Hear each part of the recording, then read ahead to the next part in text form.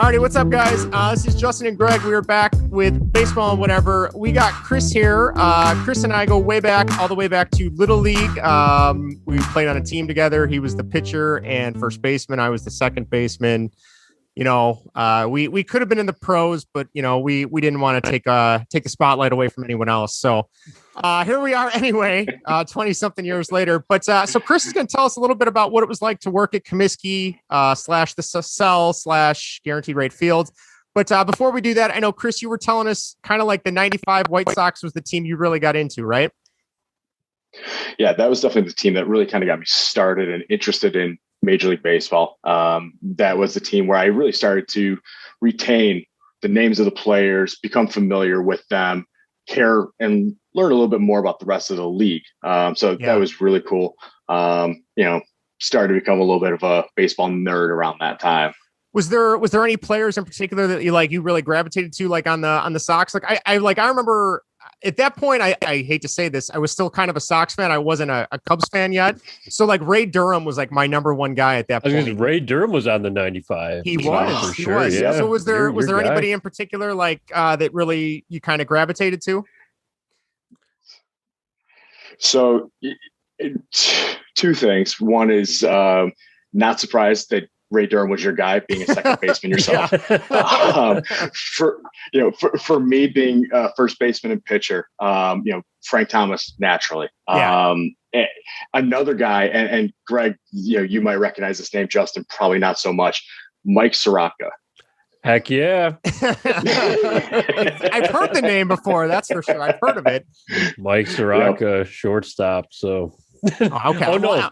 Whatchamacallit? No, pitcher. No, I'm thinking of who was the shortstop? I'm thinking of Mike Caruso. Thank you very much. I always got those two mixed up. So Mike Caruso.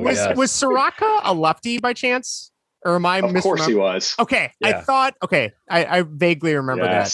Remember that. He was actually traded. If he wasn't traded to, he at least signed at one point with the Cubs, although he never played with them. Okay. It was probably for the best for him, especially around that time. So that would have been like right around the season where they started like 0-14, 0-15, something like that. Yeah. So. I think a young Mike Cameron was also on that team too. I think you're right. Like that might have been about 22 or 23. Yeah, Dave Martinez, all those guys. Yeah, former Cub there too. Yeah. Yeah. Nice. Another random name drop, Lyle Mouton. Oh, yeah. Lyle Mouton. Oh, my God. See, I feel like it's sad that I know a lot of these names, not because I watched the Sox, but just from playing like would have been like RBI 94 or 95 on Genesis, like always doing Cubs versus Sox and just seeing those names pop up over and over again. Oh man, Lyle Mouton, Ron Karkovice, Lyle Mouton, good old number 28. So. Okay, see, I don't know how you know that, but all right. I thought I'm just the numbers. So sometimes that stands out or whatever. What about like? Do you remember your first time? I mean, it would have been called Comiskey back then. Like, what was your first time? Do you remember the first game you saw at Comiskey? Yeah, so my parents took me to a game. I was 7 years old, shortly before my 8th birthday. Honestly, I mean, it's kind of a shot in the dark. I think it was probably around like Labor Day weekend, but it was Sox versus Blue Jays. It was a Friday or Saturday night. And I remember Wilson Alvarez was the starting pitcher. Oh yeah. Okay. I totally remember him too. Yep. Wow. Him and like, Alex Fernandez. 94. Yeah. Alex Fernandez, Wilson Alvarez. I think even Kirk McCaskill might've been on the team then. Jason Beret. Jason Beret. Yeah. Wow. That's awesome. Yeah. It's funny. Like I still remember going, obviously, I've been to I keep wanting to call it the Cell. I've been to Guaranteed Rate several times since, but like, I still remember my first time going to the Cubs game. And I'm sure both of you guys feel the same way the first time you were at Comiskey. Like you walk out of that concourse and you walk into the field and it's just like, oh my God, like this is nothing like it is on TV. It's so much bigger and it's just all encompassing around you. It's such a cool feeling. So, well, I always fit in, I always felt like my first game was at Wrigley, I think I said on this podcast before, but then when I went to Comiskey for the first time as a kid, I still remember the lineup too. I remember it was Ray Durham, Mike Caruso, Like I said, I don't get those two mixed up. Soraka wasn't pitching that day, but a fella named James Baldwin was pitching that day. So yes, and I remember, I remember the catcher because it was Dog Day. That day, remember when they used to do like dog day at the stadium, and the catcher stepped in. I guess one of the dogs took a dump, right behind home plate, and the catcher Chad Kruder stepped in. Chad Kruder. So if there's a name for him, was he a Diamondback at one point too? Or I don't. Maybe no, or a Mariner, Astro, something. Okay, I don't. He was an Astro for sure. Okay, that might be what I'm thinking of. That could have been, yeah. Oh man, I could sit here literally and just talk about 90s baseball players all night, but I know we actually the best names. Yeah, we want to have Chris on for a specific reason. So Chris, you reached out to us and you said you had some experience kind of working, not necessarily, I guess, for the Sox, but working at the ballpark. You kind of want to explain what you did. I know you said you worked there for, was it 17 years? Yeah. So first job, 16 years old, got a chance to work at the ballpark. So I worked for a company that was contracted out by the White Sox to do a bunch of the food and beverage. So, nothing surprising for a lot of people who are, big Sox fans. Levy Restaurants was the company I worked for. So started out 16 years old as a busboy in the Stadium Club, which is the area up in the right field corner. Glass it's nice windows. up there. Yeah. And anybody, if you're a Twins fan, I know you've seen the movie. If you're a Sox fan, you may or may not have. But in the movie Little Big League, there's an interview with the main character, Billy Haywood. He is actually located in the Stadium Club there. Oh, that's awesome. I didn't know that. Yeah. So that's where, kind of got the start. And spent 17 years there. And it all kind of came to an end with the COVID pandemic that, has changed everything. So much joy to the world. Yeah, that's for sure. Yeah. Gosh. So I was going to say it must have been awesome just going to work at the ballpark, every day.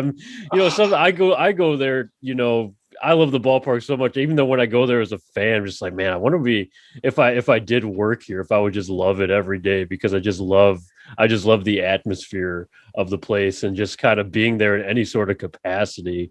I've always thought like, man, I just feel like I'd belong. So. And Greg, you hit it on the head. The atmosphere, what that environment was, always will be, is just something that is unmatched in any other job or industry that I've worked in. Even working at the ballpark, it's baseball season. It's not a year-round gig. Right. So you got to find some other things during the off season, and which was kind of cool because, it allows you to try some different things out. And no matter what, there's nothing that beats that atmosphere, especially as a baseball fan and a White Sox fan. It's something that just, it gives me goosebumps just thinking about it, just talking about it. It's like, that's a really cool part of my life. Something that, I can tell my daughter about, as she gets older and be like, I used to work there. I spent a good portion of my life there. Sure, and it's like just something that, and I think it's different for every employee who's worked at the ballpark, depending on kind of what your experience was. Did you work as a groundskeeper? Did you work as, a beer hawker? Did you work in a concession stand? Did you work as part of the maintenance crew? So I think everybody that you would consider talking to or could talk to has a very different experience. But when you're there in that moment during a game, it could be the most meaningless game of the season. It's, day after opening day and it's 12 degrees outside and they're playing, Seattle. Yeah. And they get that ninth walk-off win. You're like, man, it feels like they won the World Series all over again. Yeah. It's just amazing. Wow. That's so, I know the Stadium Club, I got to go there once. Oddly enough, I was there when Tommy hit his, was it his 500th home run he hit at home? Does that sound right? That was versus the walk-off in extra innings. Yeah. Okay, it was a walk-off in extra innings. Yes, yeah. I felt like I felt horrible. I'm like, man, I'm taking this ticket away from somebody who don't get me wrong. I love Jim Thome. I was sitting watching that at home. Justin. Yeah, I could have been you. Easily been there. Jesus. Well, and I felt so bad. I'm like, well, I like Jim Thome. I liked him when he played in Cleveland, and I didn't follow him too much when he was a Philly, but I'm like, oh man, I'm like, this is awesome to see history and just knowing he's from Illinois. And I'm like, and then it kind of hit me, and it's like, oh, I shouldn't be here. This is way. This should be going to somebody who's bleeding, White Sox black and white, So, Yeah. what can you kind of take us through? Like, what was like a typical day? Like, how early before game time would you have to get there? What would you have to do once the game started? Like, what was your day-to-day operation, so to speak? Sure. So, as time went on, things obviously changed. Again, 16 years old, starting as a busboy, getting there about an hour or so before gates open. Nothing too crazy. Get some tables set up, get the bus station set up. Easy, simple. As time progressed, I got to the point where I had the opportunity to climb the ladder. I actually stopped going to college to kind of pursue working with the company at the ballpark and see kind of where that was going to take me. Sure. And it definitely led me down a really cool path, gave me some other opportunities. But to continue on that day-to-day, the bulk of my time I actually spent in the suites. Nice. So, the private skybox department, I was in that department for 10 of the 17 years that I was there, and ultimately ran the department. So, 96 suites. I had at one point about 100 employees that were working for me.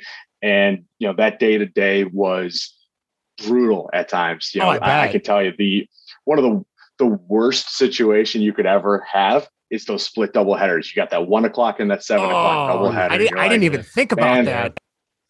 6 a.m. start time, and you're out of there at about midnight or 1 a.m. on a good day. Oh man. Yeah. Yeah. If everything goes normally, right. In a good, good pace. Exactly. No extra innings. Yeah. Oh. Hopefully you have like Mark Burley starting at least one of them, so it's going to be a shorter game, right? So believe me, if Burley could have started every doubleheader, both ends of every doubleheader, we would have been in our glory. But it would always be like Jose Contreras or El Duque, and you're like, man, this is 4 hours and he hasn't even thrown pitch one right, yet. Taking a couple circles around the mound before throwing a pitch. God. Absolutely. Yeah. But it was cool, on the day to day. I mean, even, having that much responsibility of 96 suites. And again, they're not filled every day, but when you got into those dog days of, having the Cubs Sox games, the Yankees are in town, the Red Sox are in town. It was awesome to say, I spent this 7-day time period literally not seeing anybody but my coworkers and employees for around 100 hours in this week, knowing that next week I'm going to work 20 and I'm going to get to have all the fun time. So it's like, all right, it kind of worked itself out. You had some balance. But yeah, it's definitely, the experience of what that was. There's nothing that could take it away, and I wouldn't trade it for the world. It is definitely something that if you want to have a family, I don't suggest going into management in any sort of sports arena. Sure. Yeah.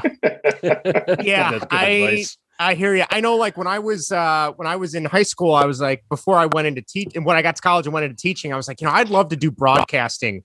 Whether it's like sports broadcasting or local news broadcasting. And then you start to read about, like you said, when you have a family, like, especially with that, it's like, that's great. We live in, a huge major market, but to get your start, you might be going to like Little Rock or Akron and you're going to be moving around a lot. So I can totally respect and understand that. Was there any, team that you would see on the schedule and you're like, all right, this week's going to be a fun week at work? Was it like the Cubs Sox rivalries or the Twins? Like, what was the team that would come in and you're like, all right, we're going to have a good time at work this week? I would say that there's going to be kind of two answers to this. Okay. On a personal level, it was the Astros, and that was because I knew Verlander was in town, which meant Kate Upton was in town. Good answer. Good answer. Never thought of that.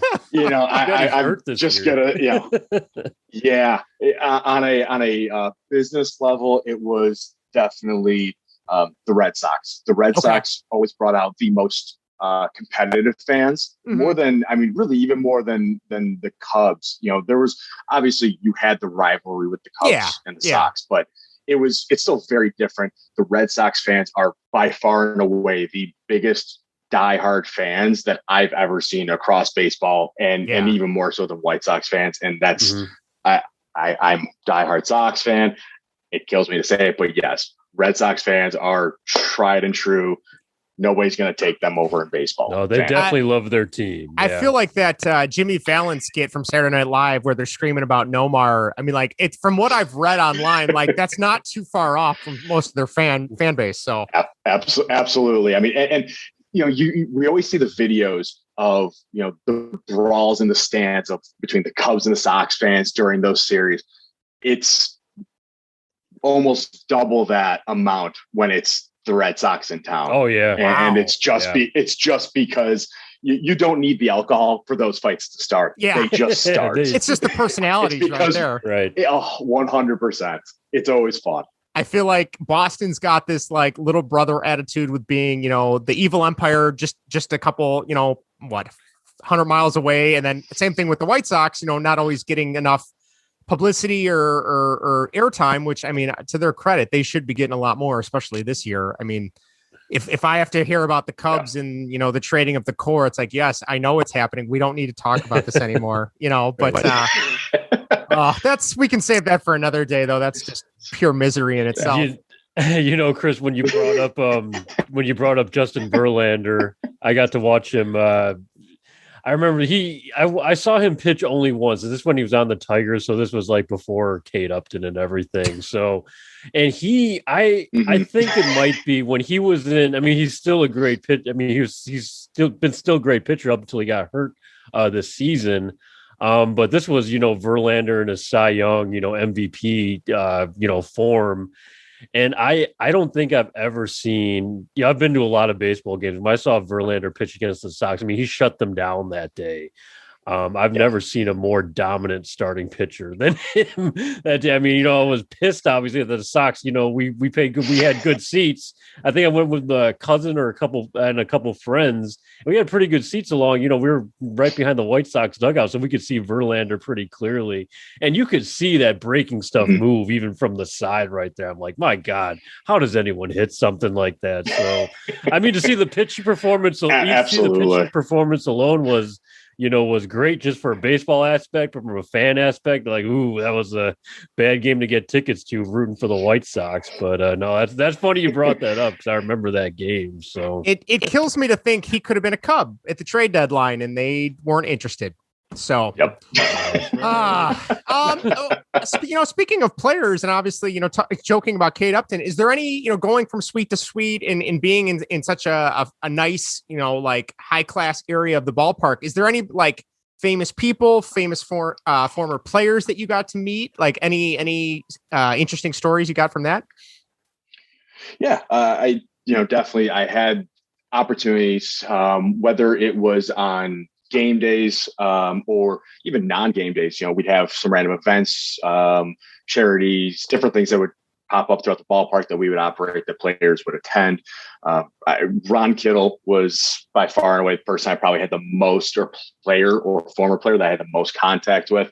No amount of personal level, really good dude. Guy does a lot of charity work. He's a great ambassador for the team. Harold Baines is kind of right there with him that's awesome. Yeah. I mean, when I would say from an active player standpoint, the guys that I got to meet on two very different levels, we talked about him before. Jim Thome, he's just a great human being. Sure. He's probably one of the most easily approachable former players that I've ever come across. The guy will talk shop. He'll just shoot the shit, not have, you know, any concern or qualm about it. On the other hand, guy who, you know, quite disappointing to actually meet was Paul Konerko. Really? Oh, no kidding. Yeah. No he not I'm not going to say selfish, but very just not wanting to engage unless it was a circumstance where, you know, he felt it was necessary to. Okay. So, not the most easily approachable person, but, Tommy, on the other hand, he very cool guy, laid back. That's kind of interesting because I just listened to an interview with both of them. They were on with Chuck Garfien on one of the podcasts. And, Tommy had that reputation of just being one of the nicer guys in baseball. So apparently so was Mike Sweeney, even though he killed the Sox all the time. Yeah, but I heard Mike Sweeney was like Tommy, there was some random player poll they did years ago where Mike Sweeney was the nicest player in baseball, and Tommy was the second nicest player in baseball. And they listed the top 10, which was interesting. He wasn't nice to the White Sox, I'll tell you that. Yeah, well, that's.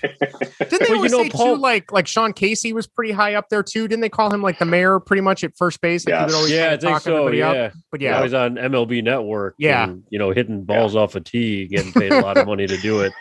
But yeah, Paul, Paul kind of think had a reputation of kind of keeping to himself a little bit, but that's kind of because they both just kind of seem like everyday guys who can happen to hit a baseball extremely long ways. But that's interesting or whatever. I wonder if that kind of baseball mindset still doesn't leave him or whatever, where if it's not baseball it doesn't matter. But that's awesome to hear about Jim Thome though. Every time you hear him talk, he just sounds like the most friendly dude ever. So absolutely. I mean, like I said, very approachable guy, and from a non-player standpoint, had the opportunity to definitely meet some random people.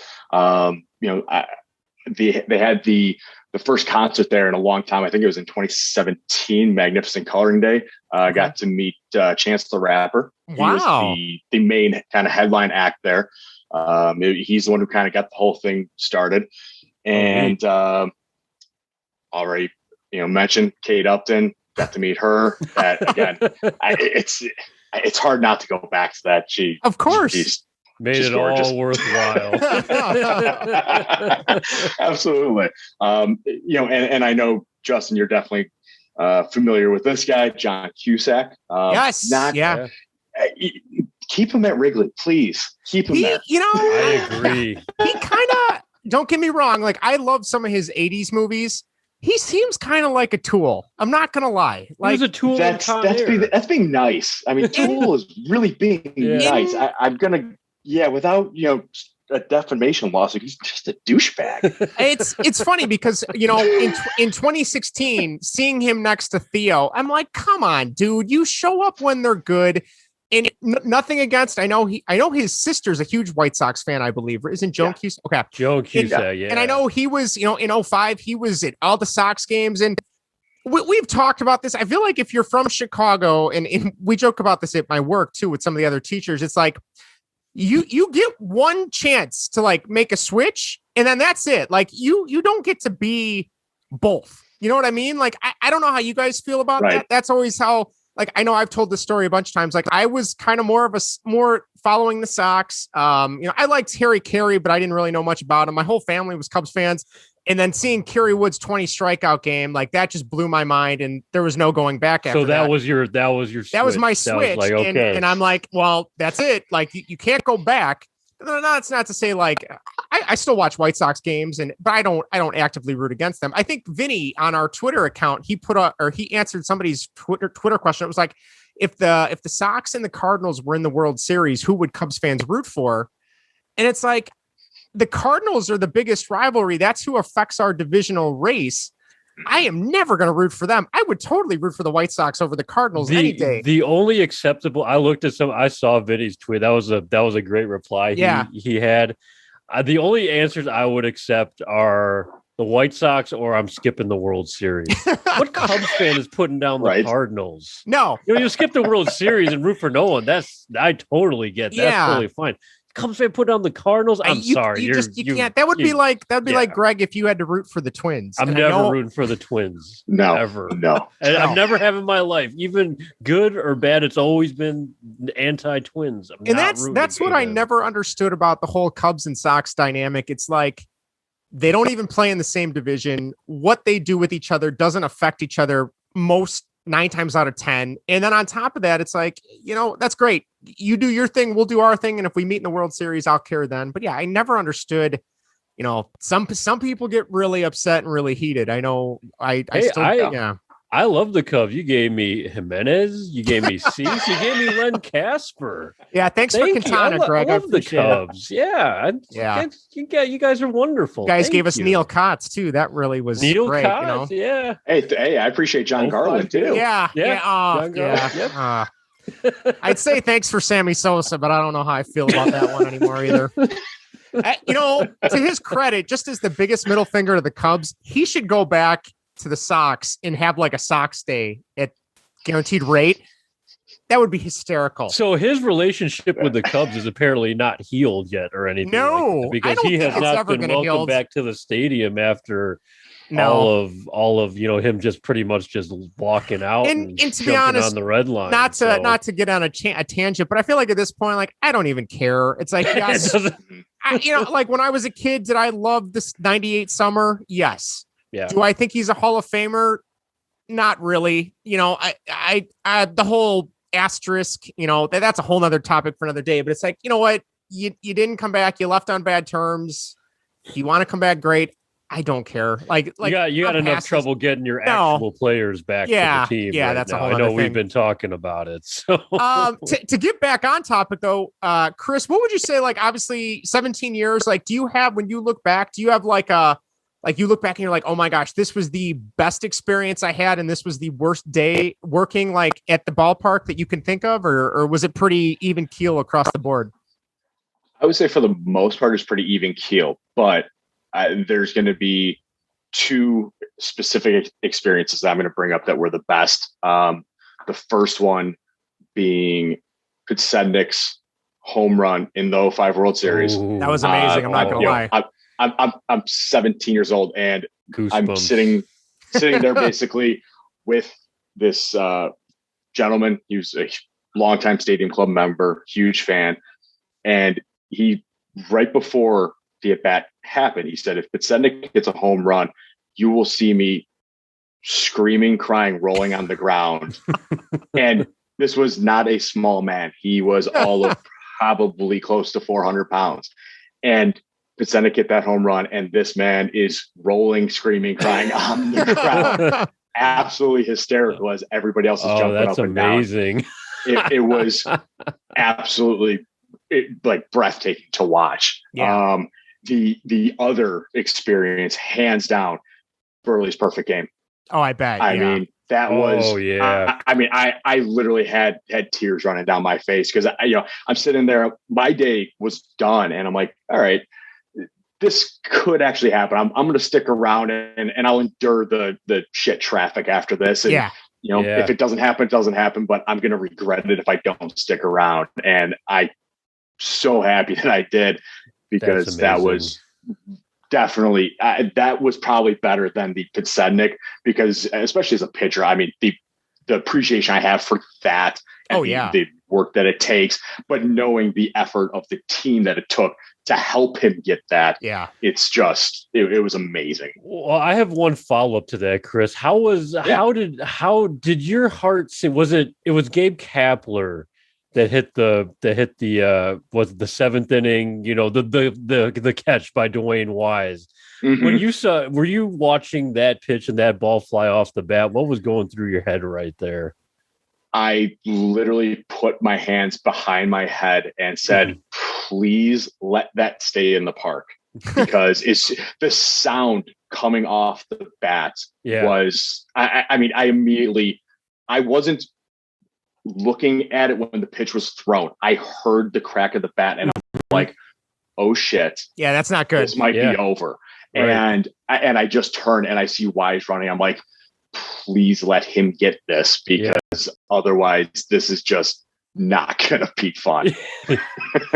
And you know what? It was over. He did bring it back. That was, if he missed that was going over the wall. I remember that distinctly because Kapler, probably, NL Manager of the Year at this point. But I remember I remember that very vividly because I was watching the game, and he didn't put the best swing on it, but like you said, Chris, that sound off the bat, it had that, he made just enough contact. It's like, oh God, he's a strong guy. So I saw Wise go back, and then I was like, oh my God. And then he bobbled it for a second. I just remember when he hit the ball and I saw Wise running back. I'm like, oh God, it's going. And my heart dropped. But absolutely. When he brought it back, I was just in shock for a moment, just like, wait, what? Did it really? I think Burley was in shock too. I mean, that was insane. 100%. I mean, that, Burley, putting his glove on top of his hat, of his head. I mean, I kind of had that same look myself of just like, oh my God, like this just happened. Wise just came into the game and he saved this. Yeah, it was meant to be. I mean, that was an incredible game. Like you don't get to see something like that very often. And I mean, even as not being a Sox fan, like I totally appreciate it and kind of went back and had to watch some of that game because it was just, I mean, how often do you see a perfect game? I mean, well, that's what I said. I feel like Burley's perfect game kind of started off that trend of no hitters in perfect games because they started to show up more and more than when, Roy Halladay, with his dominance. I mean, that kind of kicked off from there. But I always say like Burley kind of started that. I always say he started that trend a little bit because when he threw that no hitter, it'd been a while, for an MLB or let alone a White Sox one. So I mean, I remember that game against the Rangers. Sammy Sosa was playing for him that day too. That's right. Yeah. 07. But no, I remember, Alexei Ramirez throwing the ground ball off of Jason Bartlett to Josh Fields there at first base. So I'm like, I was all locked into the call. That. Yeah. Yep. The 10 yeses in a row and all whatever it was. And oh man, it was amazing. I'm still waiting. I know we had one already that was just a no-hitter, but I'm still waiting with the 7-inning doubleheaders, what they're going to do if they ever have a perfect game, 7-inning game. I feel like it's just going to be an uproar of people being upset, and rightfully so. I mean, you don't want to divvy out such an accomplishment for 7 innings. I mean, granted, that's tough in itself. Don't get me wrong, but Rob Manfred will have another situation on his hands that he'll probably screw up. I would imagine. So, and me as a big fantasy baseball guy. Oh yeah, that's one of those where I mean, you can have the debate definitely going either way from that aspect too. It's like, man. Why does everybody else have to throw 9 innings to qualify for these many points, but this guy got to throw 7 innings? I mean, and we already saw it once. We saw it once this year with Bumgarner doing it. I mean, and I don't know if that was a perfect game. I think it was a no-hitter. That was a no-hitter, yeah. He didn't get the credit for it, and I think that sparked the debate. But I also feel that in itself might be enough of a reason for them to do away with the 7-inning doubleheaders. We'll see, I guess. Yeah, it's a tough call. Like I there's been some changes that I was against and I kind of enjoyed, like as much as I thought the runner on second to start extra innings. I was like, that's dumb. That's against the sanctity of the game. And I'll admit, like, I kind of enjoy it now because I feel like there's some action right away as opposed to going 12, 13 innings. And it's just, a pitcher's duel again, which is fine too, but it's after 10 or 11 innings, especially if I'm sitting in the bleachers. It's like, all right, I'm ready for this to be done. My back's killing me. So yeah, I still don't know where I'm at with that yet. Now I've just kind of accepted it or whatever. But before I was like me, I'm still a little, I'm always ragging on LaRussa for being a dinosaur, but I look at myself too, and playing baseball for a while, I was like, yeah, I'm still a little bit of a dinosaur too. Where it's like, don't change this game up on me. It's beautiful the way it is. Yeah. If it goes 21 innings, it goes 21 innings. Too bad, so.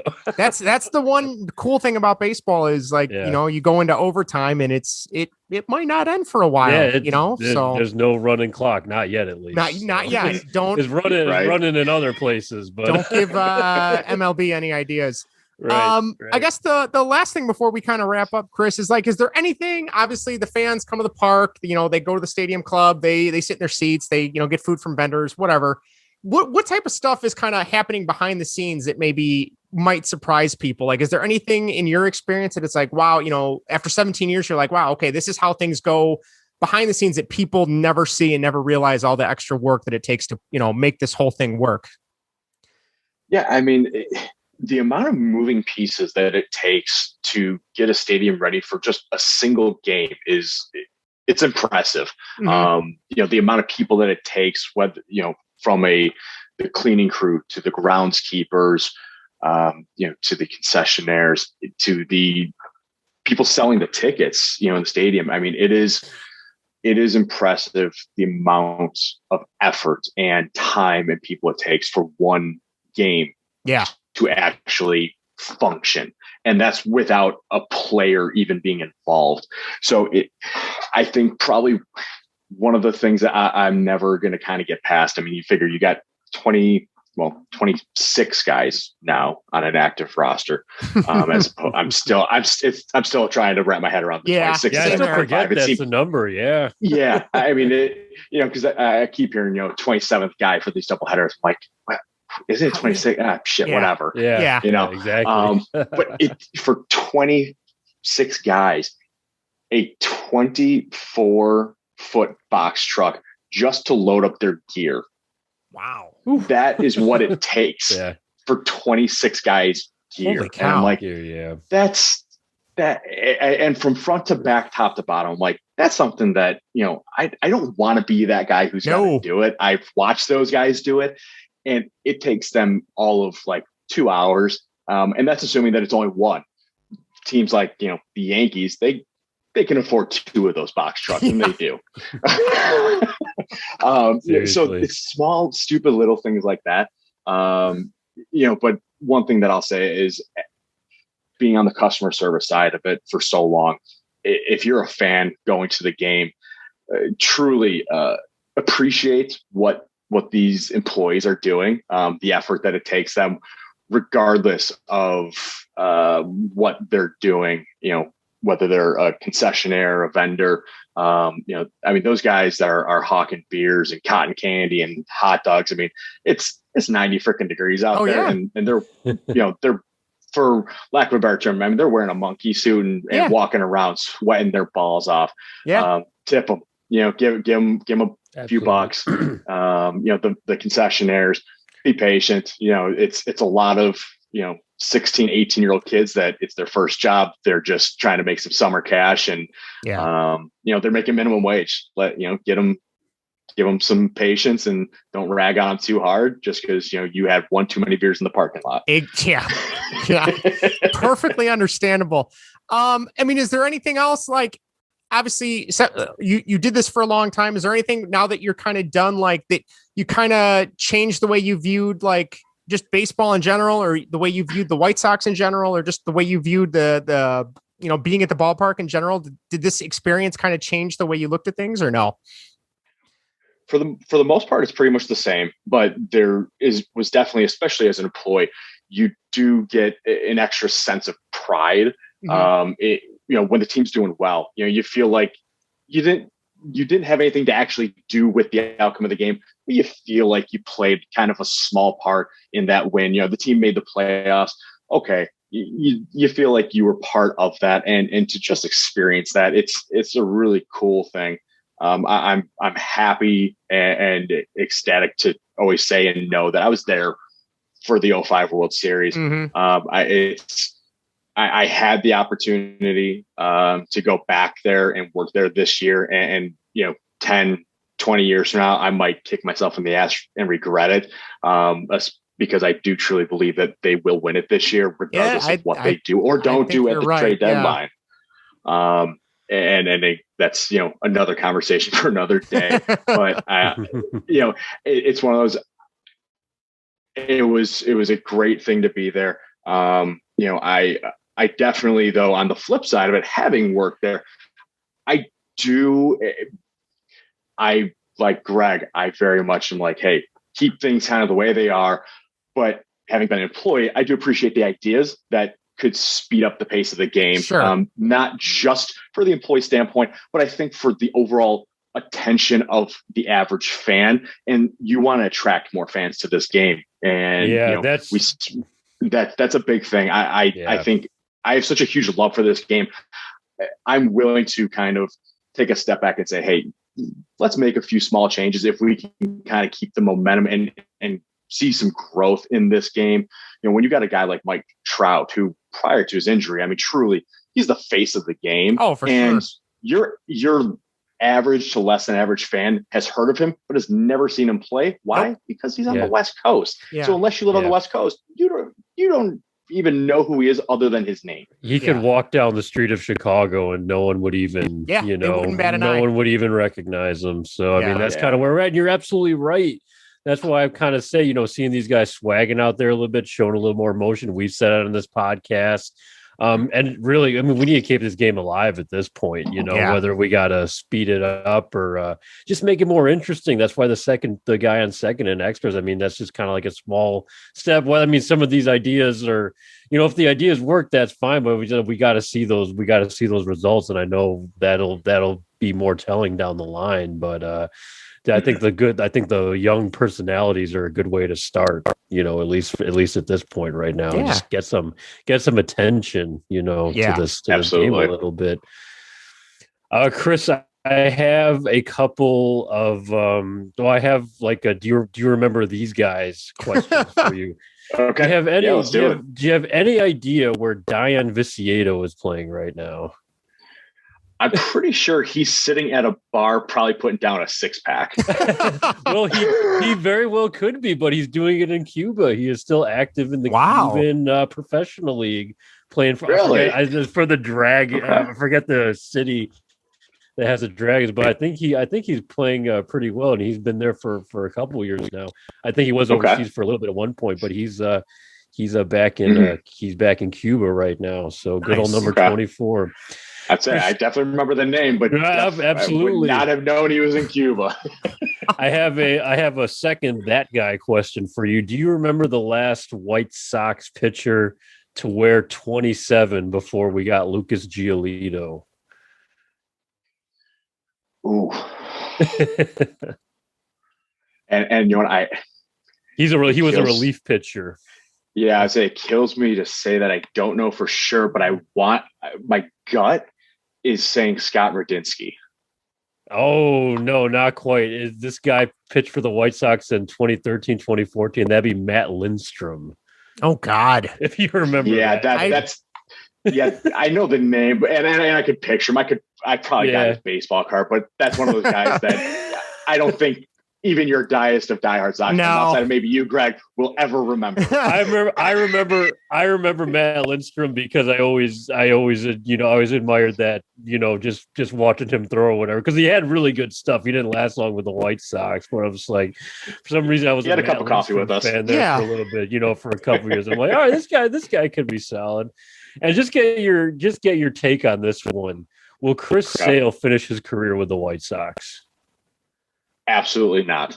I would love to see him do it. I think after his jersey tirade, I'm pretty sure Rick and Jerry and Kenny have pretty much said, say la vie.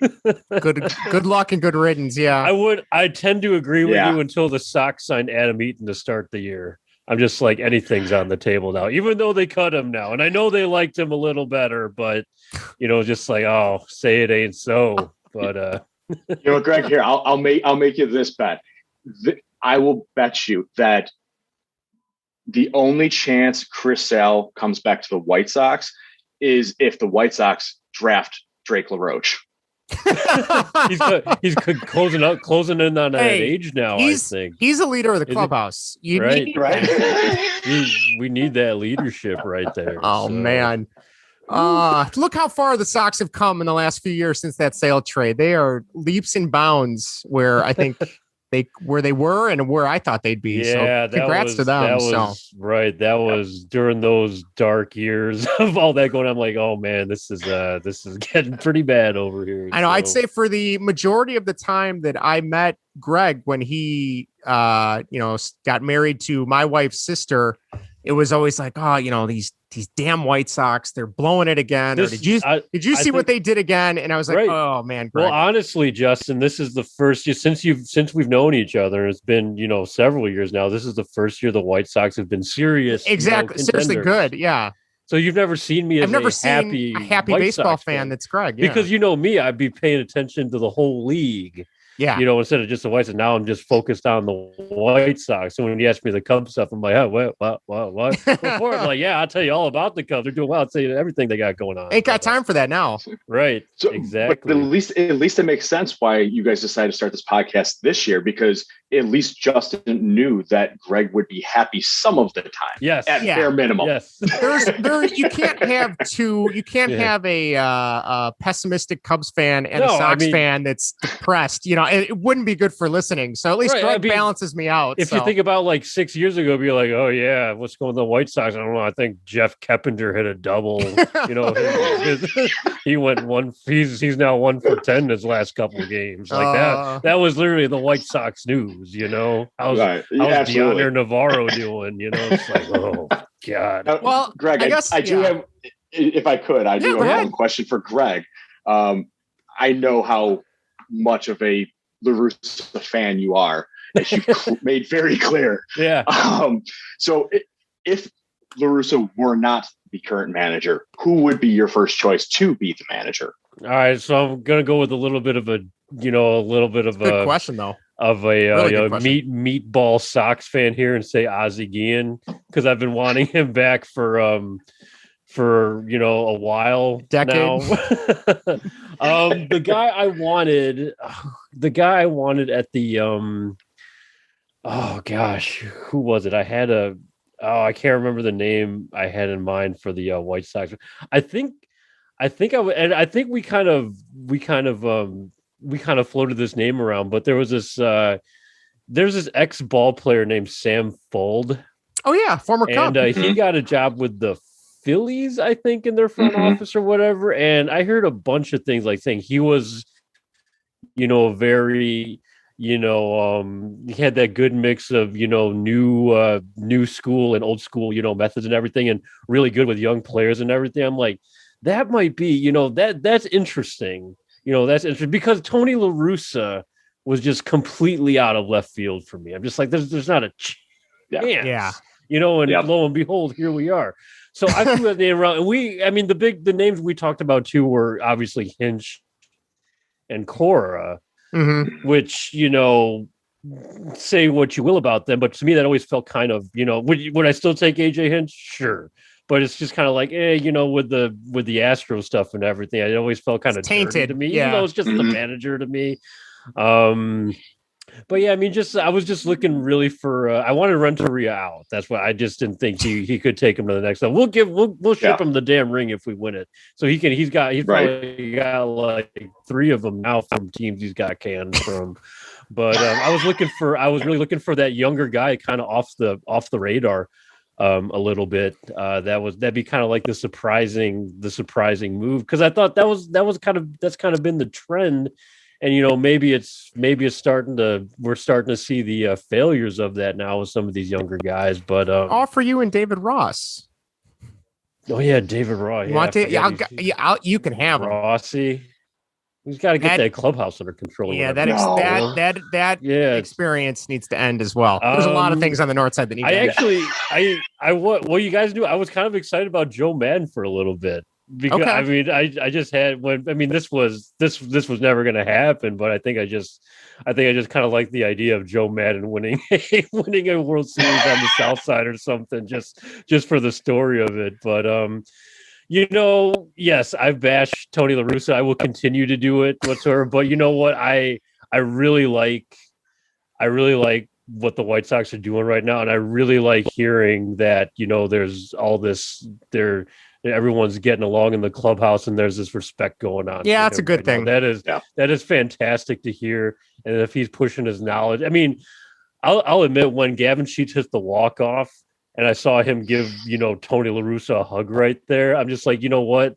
That's a special moment right there, because that's a guy that has seen absolutely hundreds of guys this age go through. Go back to the fucking 70s, those dudes are like, in their 60s now or whatever, but just like him, or just for his 90s, whatever he's in. But you see something like that and you're like, you know what, you kind of get behind it again. It's always kind of like that hot cold. I've been with it. So but seeing that, at the moment, he's like, you know what, that's actually kind of a cool thing. There's a Hall of Fame baseball player right there. Yeah. That's just teaching this young kid, keeping his spirits up and all that. But then, you go back to the your mean stuff or whatever, even though they're saying, they had a good relationship, but it's just all that, crap back and forth that, I just like to stay stable now, It's Makes kind of sense. okay. He's Tony's guy. He's teaching him how to win. He's here to win a World Series, and let's go. But yeah, once the news first broke, I mean, it's kind of how this all kind of started. Good old Bob Nightingale. So yeah, it was just like, woo. But no, I'm definitely on board with my team right now. Regardless who's managing, and it's just nice to see winning on the South Side again. So absolutely. Well, good. Well, Chris, thank you so much, man. We are definitely maybe as the season goes on, we'll have to have you come on again and talk more White Sox with us. Thanks again for making time. Thanks for listening. Thanks for reaching out. It was great to hear from you. Keep writing in. We love we love you writing in. Yeah. So no, we'll definitely absolutely, guys. We'll definitely have to do this again. For those of you guys listening, if you want to contact us, you can do that at baseballandwhatever@gmail.com or Twitter at baseballandwhat, or on Facebook at Baseball and Whatever. So until next time, we got some more stuff in the pipeline, working our way forward. But Greg, thanks again. Chris, thanks again. And we will see you guys next time. Take care, guys. Thank you.